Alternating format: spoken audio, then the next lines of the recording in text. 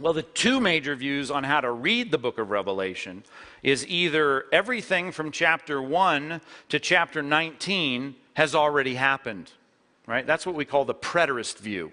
That means we look at that and say it already took place in the time in which it was written, specifically leading up to the conquering of the city of Jerusalem with Titus the Roman emperor and the fall of the temple and all of that. That's the preterist view. And so people read those, chapters 4 through 19, and they say this all historically took place. That's called preterism. Then there is futurism, which says everything from chapter 4 to chapter 19 and 20 and 21 and 22 is all yet future, hasn't happened yet. And that stuff's going to be played out when the time of Jacob's trouble is initiated on the planet, also known as the Great Tribulation, the Tribulation and the Great Tribulation, and that's all yet to come. How that relates to the millennium, there are three views on the millennium, which either, if we're preterist, we are going to say it's taking place now, which they say what all the discussion about this period of peace, of Christ reigning and his people living under his leadership is happening now. It's not happening literally, it's happening spiritually. That's called amillennialism, which is a bit of a misnomer. That means there is no millennium. Well, I believe there is a millennium. It's just not a literal 1,000-year millennium. So far, it's been 2,000 years, right?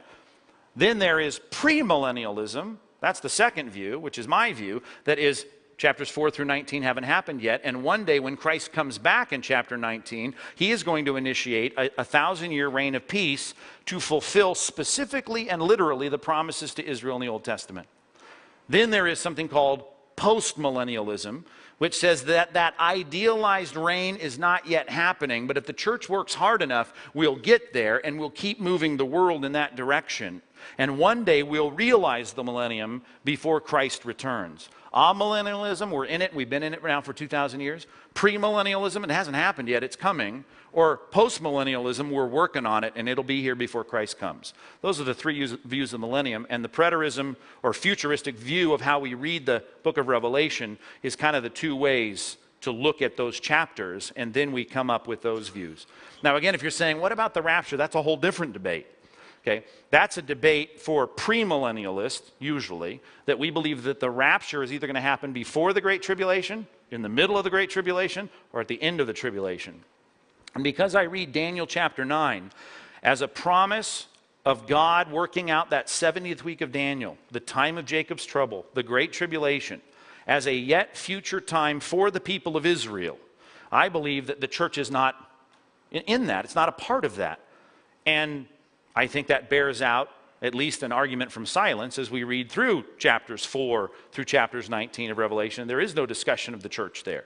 And we believe that the church has been raptured, but the 144,000 Jews and God's attention to getting Jacob or Israel ready to receive Messiah, that's what that 70th week is all about. And what we're going to experience, from my perspective, is the marriage supper of the Lamb. We'll be there with him as he finishes his work to prepare Israel, 7 years. Then he'll initiate a 1,000-year reign for Israel. We'll come back to rule and reign with Christ. After that, the great white throne judgment of Revelation 20 and the eternal state comes after that, where the New Jerusalem comes out of heaven like a bride adorned for her husband.